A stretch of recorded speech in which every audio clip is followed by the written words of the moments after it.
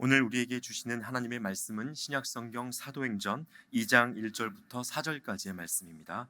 사도행전 2장 1절부터 4절까지의 말씀을 봉독합니다. 오순절 날이 이미 이름에 그들이 다 같이 한 곳에 모였더니 호련히 하늘로부터 급하고 강한 바람 같은 소리가 있어 그들이 앉은 온 집에 가득하며 마치 불의 혀처럼 갈라지는 것들이 그들에게 보여 각 사람 위에 하나씩 임하여 있더니 그들이 다 성령의 충만함을 받고 성령이 말하게 하심을 따라 다른 언어들로 말하기를 시작하니라. 아멘.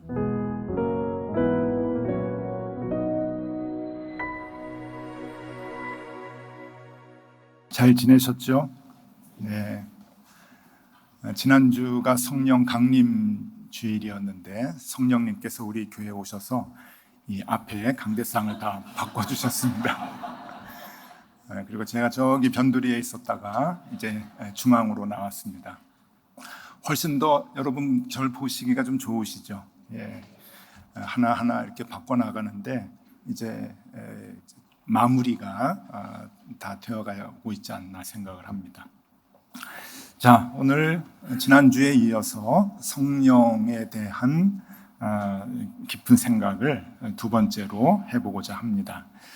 지난주는 성령 강림주일로 성령 강림의 의미가 무엇인가 하는 것을 같이 생각을 해봤습니다. 좀 복습을 해보자면은 구약에서는 출애굽 이후에 50일째 되는 오순절 날에 하나님께서 시내산에 임재하셔서 이스라엘 백성에게 돌판에 하나님의 말씀을 새겨주시는 그 사건, 그것이 오순절 77절이다 말씀을 드렸고요. 그것과 마찬가지로 신약에서도 예수님의 십자가 죽으심과 부활 사건 이후에 50일째 되는 날 오순절에 제자들, 기도하고 있는 제자들의 각각의 마음에 예수님께서 불길로 오셔서 그 마음속에 주님의 말씀을 새겨주셨다. 그것이 바로 오순절 성령 강림 사건이다는 말씀을 드렸습니다.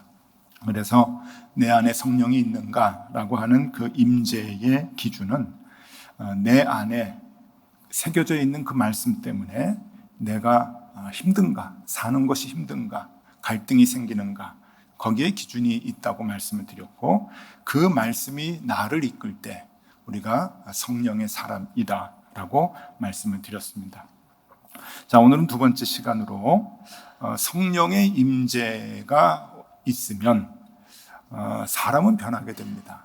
성령이 너무 강하셔서 그 에너지로 사람을 바꾸어 놓는데 사람을 어떻게 바꾸어 놓는가 하는 것을 생각해 보고자 합니다. 많은 교인들은 성령이 오시면 엄청난 능력이 생긴다고 믿습니다. 그 근거로 사도행전 1장 8절의 말씀을 우리는 늘 생각을 합니다. 좋아하지요. 오직 성령이 너희에게 임하시면 너희가 권능을 받고 예루살렘과 온 유대와 사마리아와 땅끝까지 이르러 내 증인이 되리라 하시니라. 여기서 권능을 받는다. 그러니까 성령이 오시면은 성령을 받는 사람들이 권능을 얻게 된다라고 얘기를 하죠. 이 권능이라고 하는 단어를 헬라어로 뭐라고 얘기하는가 하면은 듀나미스라고 얘기를 합니다. 이 듀나미스는 다이나미스라고도 그렇게 이제 발음하기도 하는데, 듀나미스. 이 다이나미스는 나중에 이제 영어로 번역이 될 때 우리가 잘 아는 다이나믹이 됩니다. 그리고 다이너마이트, 막 폭발하는 그런 다이너마이트, 힘 있는 그런 것도 이제 표현을 하는데, 이 듀나미스라고 하는 이 단어는 힘, 능력, 역량, 특별히 역동성이라고 하는 그런 그 단어입니다. 그런데 이 단어의 중요한 것은 능력의 크기가 아니라고 하는 겁니다. 그러니까 오직 성령이 너에게 임하시면 권능을 받는다 할 때 그 능력의 크기, 적고 많음이 아니라 삶의 방향이 바뀌는 것을 얘기합니다. 굉장히 중요한 개념이죠. 그러니까 성령의 충만함을 받는 사람들은 무언가 대단한 일을 할 수 있는 능력을 얻는 것이 아니라 예수 그리스도를 증언하면서 살게 되는 방향 전환을 의미합니다. 그 능력. 그러니까 우리가 쭉 나의 가치관을 가지고, 세상의 가치관을 가지고 살아가다가 이제 다른 삶의 목적을 가지고 삶의 방향이 바뀌는 그 능력을 성령님께서 주신다라고 하는 겁니다. 그러니까 세상과 반대되는 방향으로 살아갈 수 있는 능력, 그것이 권능이다라고 얘기를 하는 것이죠. 자, 조금 더 구체적으로 살펴보면은 성령은 우리를 어떻게 바꿔놓는가, 두 가지로 오늘 정리를 좀 해드리겠습니다. 첫 번째로는 그리스도의 증인으로 살게 한다 하는 겁니다. 그러니까 우리가 그냥 내 생각대로만 살아가다가, 내가 좋아하는 것을 추구하면서 살아가다가 성령이 오시게 되면은 그리스도를 말하지 않고는 견딜 수 없는, 그리스도를 보여주지 않고는 견딜 수 없는 그 증인으로 살게 해 주신다라고 하는 겁니다. 성령님이 오시고 난 후에 제일 먼저 일어난 사건은 우리가 성경을 보면은 방언으로 나옵니다. 방언이 요즘에 나오는 방언하고 조금 다르죠. 요즘 나오는 방언은 천국의 언어다. 이제 그래서 남들도 잘 못 알아듣고 자기만이 아는 그러한 그 방언들을 이제 하시는 분들이 많이 있는데, 처음에 이 그 성령님이 오시고 난 뒤에 제자들이 받았던 은사 중에 이 방언의 은사는 다른 나라 지방의 언어를 직접 하게 되는 거죠. 그런 방언을 얘기합니다. 그런데 우리는 성령님이 오셔서 이 방언의 은사를 받았다고 하는 것에 이제 주안점을 두고 있지만, 방언의 은사가 중요한 것이 아니라 방언의 은사를 왜 주셨는가 하는 겁니다. 그러니까 이 방언이라고 하는 것은 그냥 도구일 뿐입니다. 방언이라고 하는 것을 사용을 해서 성령님은 무엇을 이루게 하셨는가? 그것은 이방인들에게 복음이 들리게 하는 것이죠. 그러니까 성령에 충만한 사람들이 언어가 바뀌어가지고 이 하나님의 말씀을 전하게 만드신 겁니다. 그러니까 성령에 임하시는 목적은 말씀을 증거하는 삶을 살아가는 것이다 하는 것이죠. 사도행전 2장 4절 오늘 본문 말씀에 이렇게 중요한 얘기를 하죠. 그들이 다 성령의 충만함을 받고 성령이 말하게 하심을 따라 다른 언어들로 말하기를 시작하니라. 다른 언어로 말하기를 시작한다. 그래서 우리는 성령을 받으면 다 방언을 하는 거지? 라고 오해를 하는 경우가 있는데, 이 성령의 말하시는 것, 요 뒤에 말씀을, 성경의 말씀을 보면은 많은 지역의 다른 언어로 복음을 전하게 되는데, 그것이 사도행전 2장 7절에서 11절까지 나옵니다. 조금 긴데 여러분 몇 나라 언어로 얘기하는가 한번 세어보시면서 들어보시면 좋을 것 같습니다. 사도행전 2장 7절에서 11절입니다. 다 놀라 신기하게 여겨 이르되 보라, 이 말하는 사람들이 다 갈릴리 사람이 아니냐? 우리가 우리 각 사람이 난 곳 방언으로 듣게 되는 것이 어찌 됨이냐? 우리는 바데인과 메데인과 엘람인과 또 메소포타미아, 유대와 갑바도기아, 본도와 아시아, 부르기아와 밤빌리아와 애국과 및 구레네에 가까운 리비아 여러 지방에 사는 사람들과 로마로부터 온 나그네 곧 유대인과 유대교에 들어온 사람들과 그레데인과 아라비아인들이라. 우리가 다 우리의 각 언어로 하나님의 큰 일을 말함을 듣는도다. 성령이 임하셔서 무엇을 가장 먼저 주셨는가? 그것은 복음을 전할 수 있는 말을 주셨다고 하는 겁니다. 그러니까 여러분, 여기에 초점은 방언이 아닙니다. 복음을 전하는 그 입을 주셨다. 복음을 전하지 않고는 견딜 수 없는 그 마음을 주셨다고 하는 것이죠. 지난주에 성령의 임재가 구약의 사건과 동일하다고 말씀을 드렸습니다. 그 맥락에서 이해를 해야 정확하게 성령의 의미를 안다고 말씀드렸죠. 유월절, 출애굽을 해서 유월절을 해서 50일째 되는 날 하나님께서 말씀을 돌에 새겨주심과 같이 예수 그리스도의 죽으심과 부활 이후에 50일째 되는 날 하나님께서 불로 임하셔서 우리 각 사람, 제자들의 마음 가운데 말씀을 불로 새겨주셨습니다. 그것이 오순절 성령의 강림이다라고 말씀을 드렸는데, 여러분, 그러면서 어떤 은사를 주셨는가 하면은 말하는 은사를 주신 거예요. 복음을 전하지 않고는 견딜 수 없는 그 말하는 은사를 제자들에게 주셨잖아요. 근데 여러분, 성경을 보면은 구약의 모세에게도 똑같은 은사를 주십니다. 그러니까 이 성경이 너무 오묘한 거예요. 출애굽기 4장에 보면은 4장 10절과 12절에 하나님이 모세를 만나서 모세에게 명을 합니다. 가서 바로에게 전해라. 이스라엘 백성들을 애굽에서 나오게 할 것을 얘기해라. 모세가 벌벌 떨면서 말 못한다 그러죠. 나는 입이 뻣뻣하고 혀가 둔합니다. 그럴 때 하나님께서 말할 수 있는 능력을 주십니다. 그것이 출애굽기 4장 10절 12절에 나오는데 제가 읽어드릴게요. 모세가 여호와께 아뢰되 오 주여, 나는 본래 말을 잘 하지 못하는 자니이다. 주께서 주의 종에게 명령하신 후에도 역시 그리하니 나는 입이 뻣뻣하고 혀가 둔한 자니이다. 여호와께서 그에게 이르시되 누가 사람의 입을 지었느냐? 누가 말 못하는 자나 못 듣는 자나 눈 밝은 자나 맹인이 되게 하였느냐? 나 여호와가 아니냐? 이제 가라. 내가 내 입과 함께 있어서 할 말을 가르치리라. 하나님이 함께 하셔서 네가 무슨 얘기를 해야 되는지, 어떻게 하나님의 이 얘기를 전해야 되는지 내가 알려줄 것이다. 이렇게 얘기를 했는데도 모세는 또 못 가겠다고 얘기합니다. 그래서 하나님께서 방법을 하나 얘기하시죠. 너희 형 아론이 있지 않느냐? 같이 얘기하게 할게 하면서 그 밑에 부분에 보면은 출애굽기 4장 15절에 이렇게 말씀하십니다. 너는 그에게 말하고 그의 입에 할 말을 주라. 내가 내 입과 그의 입에 함께 있어서. 하나님이 함께 하신다는 거예요. 모세의 입과 아론의 입에 함께 있어서 너희들이 행할 일을 가르치리라. 하나님의 영이 함께 하시면은 무슨 말을 해야 하는지 알려주겠다. 무슨 말을 합니까? 하나님에 대한 이야기입니다. 예수 그리스도에 대한 이야기입니다.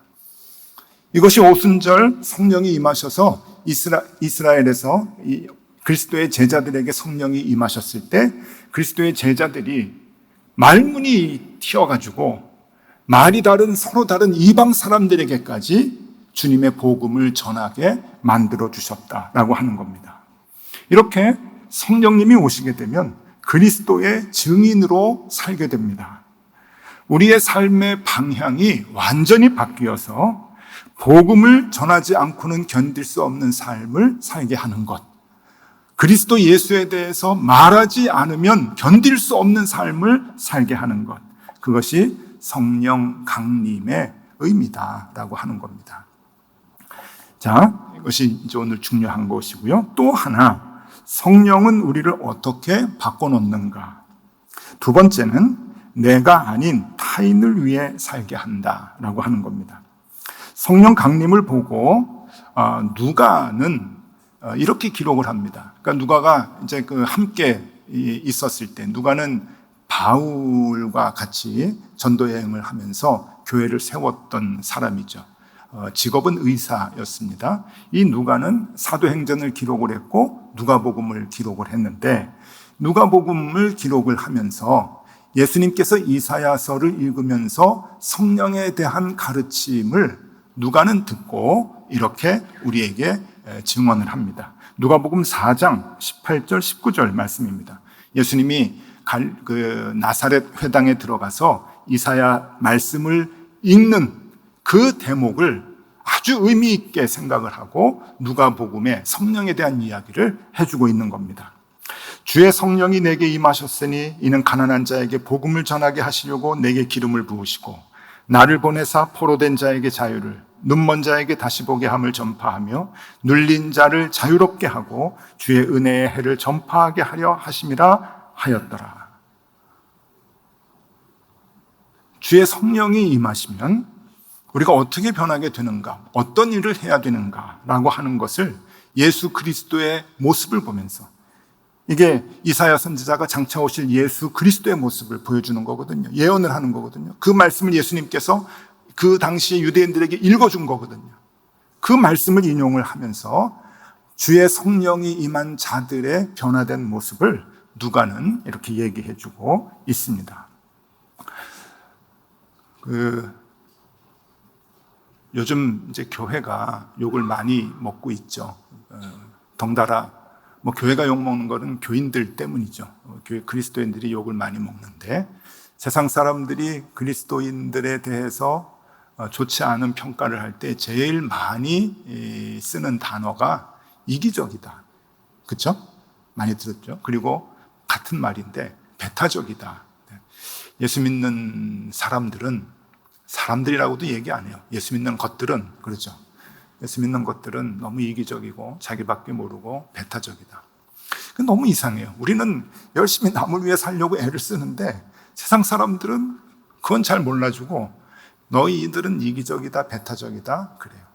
우리는 늘 모여서 뜨겁게 기도하고 방언으로도 기도를 하고 주님 붙들고 그렇게 밤새 기도도 하고 그러면서 열심히 주를 위해 산다고 애를 쓰지만 정작 교회 밖의 사람들은 교인들을 보면서, 교회를 보면서 이기적이다, 배타적이다 라는 얘기를 많이 합니다. 이유가 뭘까요?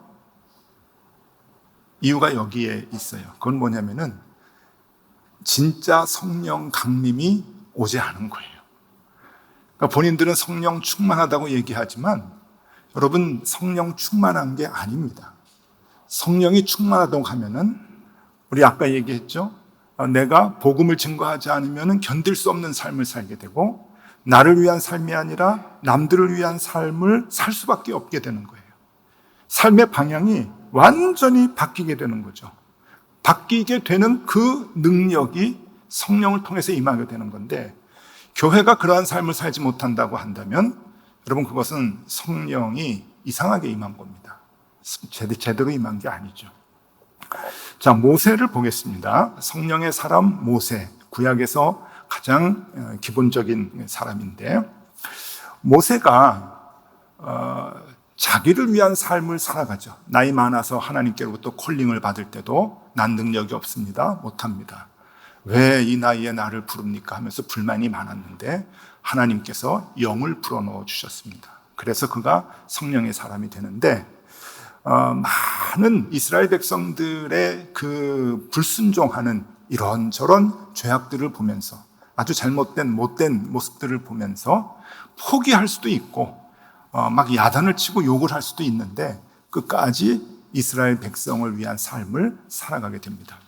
어디서 그 모습을 대표적으로 볼 수 있는가 하면요, 모세가 하나님께로부터 말씀을 받을 때, 그러니까 하나님께서 강력하게 나타나셔서 돌판에 하나님의 말씀을 새겨주실 때 그 시내산 밑에서는 이스라엘 백성들이 금송아지를 만들었죠.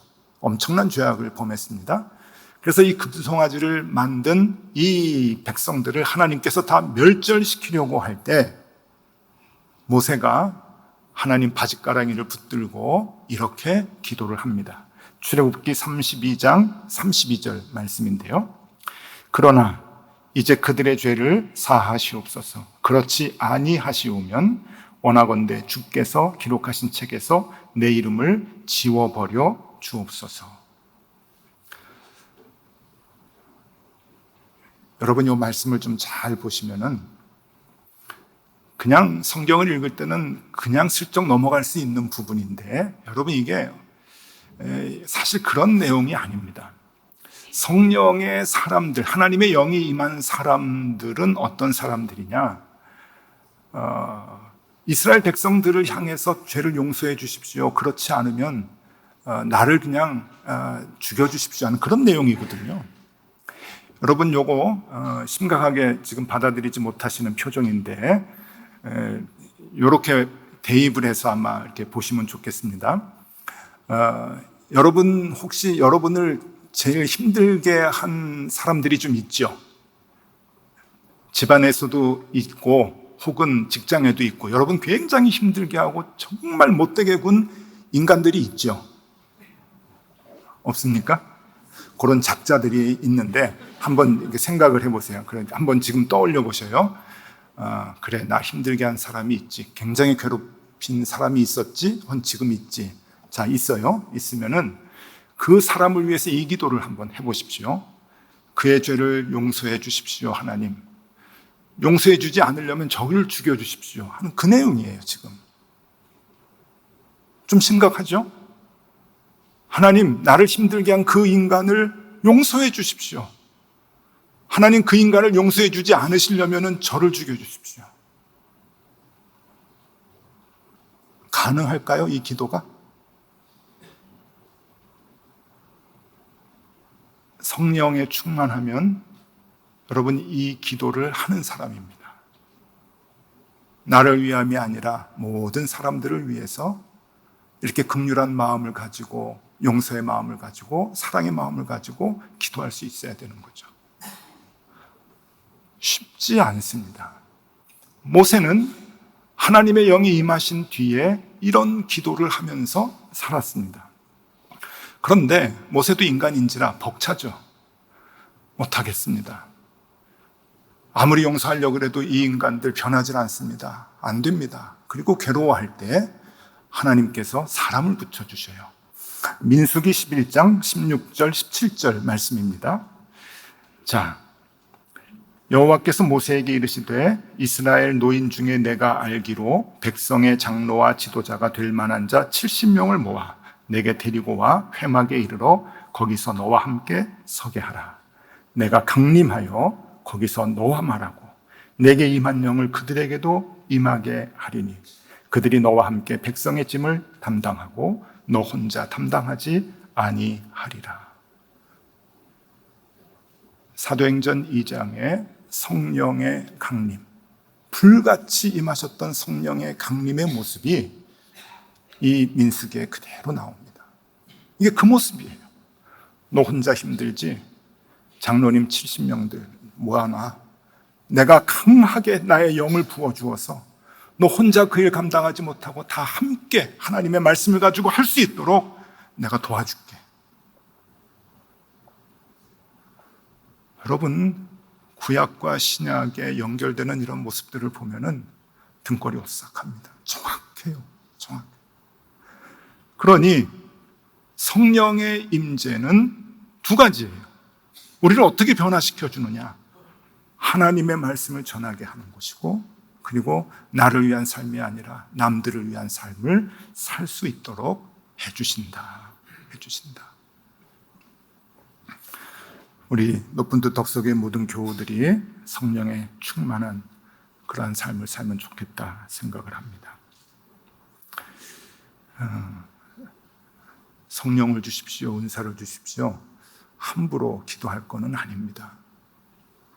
그러나 성령의 충만함을 받으면 그 성령의 사람으로 살아갈 수 있는 능력까지 하나님께서 함께 주시죠. 얼마나 기쁜지 모릅니다. 한 사람을 소개해 드리겠습니다. 성령에 충만했던 사람. 우리나라의 그 선교 역사를 보면 오래전에 한국에 복음을 전하면서 순교했던 선교사님이 계시는데 가장 우리가 잘 아는 분이 토마스 선교사님이죠. 27살에 대동강변 평양 대동강 그 모래사장에서 배에서 내려서 제너럴 쇼머노에서 내려가지고 성경책을 주민들에게 전달하다가 순교를 당한 한국에 이 토마스 선교사님이 계시다고 한다면 남미의 에콰도르라고 하는 나라에는 짐 엘리엇이라고 하는 그 유명한 선교사님이 계십니다. 우리는 이제 아메리카 쪽이 아니니까 이분은 잘 모르는데 미국에서는 굉장히 선교의 영웅 같은 그런 분입니다. 이 짐 엘리엇이라고 하는 이 선교사님은 미국의 기독교 명문 학교인 휘튼 컬리지를 수석으로 졸업을 했어요. 그리고 레슬링 선수고 이렇게 우승도 하고 이제 막 그래서 운동도 잘하고 명석하고 그래서 많은 교수들과 이제 동기들이 너는 미국에 쓰러져가는 교회를 다시 세울 훌륭한 이제 인재가 될 것이다. 하나님의 사람이 될 것이다. 그렇게 기대를 하고 있었는데 이 짐 엘리엇은 학교를 다니면서 선교의 열정에, 복음을 전하는 선교의 열정에 이제 불이 탔어요. 그래서 자신은 아마존에 있는 미개한 민족을 찾아서, 족속을 찾아서 선교를 하겠다 생각을 하고, 졸업을 한 후에 25살에 에쿠아도르로 들어갑니다.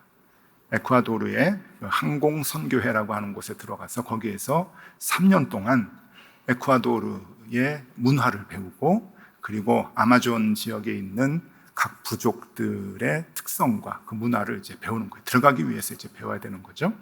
그래서 거기서 사랑하는 아내하고 결혼을 합니다. 그래서 25살에 엘리자베스 엘리엇이라고 하는 또 선교사님하고 결혼을 하고 27살에는 예쁜 딸을 하나 얻게 돼요. 자, 이제 28살에 그 선교회에 있는 같은 젊은 마음이 맞는 친구들, 선교사님들이죠. 선교사님들하고 같이 에쿠아도르 안쪽으로 이제 들어가게 됩니다. 파송을 받아서 들어갔는데 이제 비행기에서 이제 막 물건을 떨어뜨리고 겨우 이제 뛰어내리고 이제 거기에서부터 이제 그 생존을 위해서, 복음을 위해서 살아가는 그러한 이제 상황인데 5명이 비행기에서 내려서 선교를 시작을 했는데 닷새 만에 연락이 끊겨요. 무전기를 가지고 갔는데 닷새 만에 무전을 받지 않아요. 그래서 본부에서 닷새가 지나고 난 뒤에 이상하다. 그래서 비행기로 가서 봤더니 떨어뜨린 그 자리에 5명이 다 창과 칼에 찔려가지고 다 순교를 당하게 됩니다. 그 5명의 사진을 좀 보여드리면요. 아주 젊은 친구들이죠. 가운데 있는 이 짐 엘리엇은 28에 본부에 아내와 딸을 남겨놓고 이제 순교를 하게 됩니다. 우리 이런 얘기 있잖아요. 이게 이제 유명하게 됐는데 이 시신을 수습을 하다가 보니까 이들의 짐 속에 총이 있었던 거예요. 자신을 보호하기 위해서 총을 가지고 갔는데 그 상황에서 총을 쓰지 않았다는 거죠. 뭐 그 얘기 우리 좀 듣잖아요. 선교사님들이 가서 죽게 됐는데 총이 있는데 총을 쓰지 않았다. 근데 이 얘기거든요.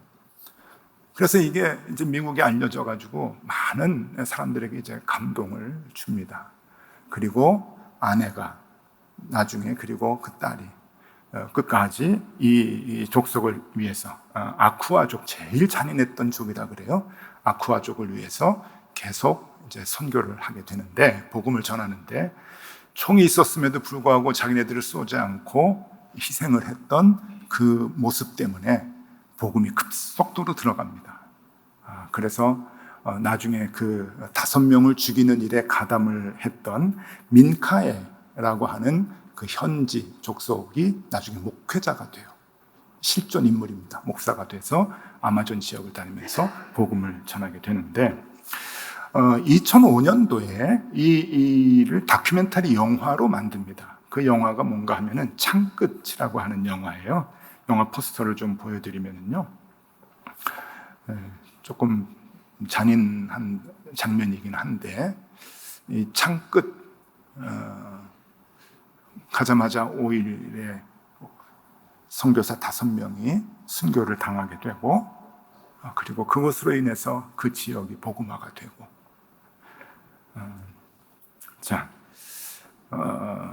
나중에 기회 있으면 한번 영화, 다큐멘터리 영화인데 보실 수 있으면 한번 보시면 좋겠다 싶습니다. 오늘 그 영화를 얘기하려고 하는 것이 아니라 이 짐 엘리엇이라고 하는 이 선교사님이 대학을 다니면서 썼던 일기, 매일매일 썼던 일기가 있는데 그 일기 중에 한 2편을 여러분들에게 소개해 드립니다. 1948년 6월 8일 일기입니다. 그의 나이 21살 때 쓴 일기 읽어드릴게요. 하나님, 이 나무 막대기 같은 내 삶에 불을 붙여주십시오. 내가 주님을 위해 타오르게 해주십시오. 나의 삶을 소멸시켜 주십시오. 나는 내 것이 아니라 주님의 것입니다. 나는 긴 삶을 바라지 않습니다. 오직 주님처럼 성령 충만한 삶을 원합니다.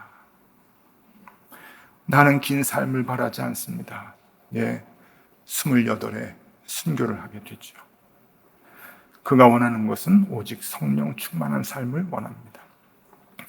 1948년도에는 성령 강림주일이 해마다 조금씩 바뀌어요. 부활절에서 이제 그 50일이기 때문에 성령 강림주일이 5월 16일이었습니다. 그 5월 16일에 성령 강림주일 예배를 드리고 성령에 대한 간절한 사모함을 계속 갖게 되는 거예요. 그러다가 6월 8일에 하나님 성령 충만한 삶을 살고 싶습니다. 21살. 한 해가 지나서 22살 때 1949년 10월 28일에 그의 일기장에는 이런 기록이 있습니다. 굉장히 유명한 말인데 그의 일기장에서 나온 말입니다. 영원한 것을 위해 영원하지 않는 것을 버리는 것은 결코 어리석지 않다. 이게 지금 기독교에서 굉장히 유명한 명언으로 남아있죠. 영원한 것을 위하여 영원하지 않는 것을 버리는 것은 결코 바보 같은 짓이 아니다. 22살 때 이 고백을 합니다. 자, 성령의 충만함을 기도하시렵니까? 그럼에도 불구하고 하셔야 합니다. 왜? 성령님께서 주시는 삶이 비교가 되지 않는, 나를 위한 삶과는 비교가 되지 않는 어마어마한 기쁨을 우리에게 주기 때문에 그래요. 저는 바라건대 이 3주가 다 지나면 우리 높은 뜻 덕수교회 교우들이 성령 충만한 삶을 살았으면 좋겠다고 생각을 합니다. 성령이 우리에게 오시면 우리의 삶의 방향을 바꾸어 줍니다. 나를 위해서 살아갔던 그 삶이 아니라 이제는 예수 그리스도를 증거하지 않으면 견딜 수 없는 삶으로, 그리고 나를 위한 삶이 아니라 전적으로 남들의 생명을 위한 삶으로 바뀌게 되는 것을, 그런 성령의 충만함을 우리가 살아가면 좋겠습니다. 자, 오늘 설교 이제 마치겠습니다. 여러분, 우리가 다 지멜리엇 같은 삶을 살지 못한다 할지라도 하루하루 이러한 기준을 가지고 주님과 함께, 성령과 함께 동행을 하는 그러한 높은 뜻 덕수교회 모든 교우들이 다 되실 수 있기를 바랍니다. 기도하겠습니다. 주님, 우리가 그리스도의 제자로 살아가면서 성령을 사모하게 하시고 성령의 임재를 기대하게 하여 주옵소서.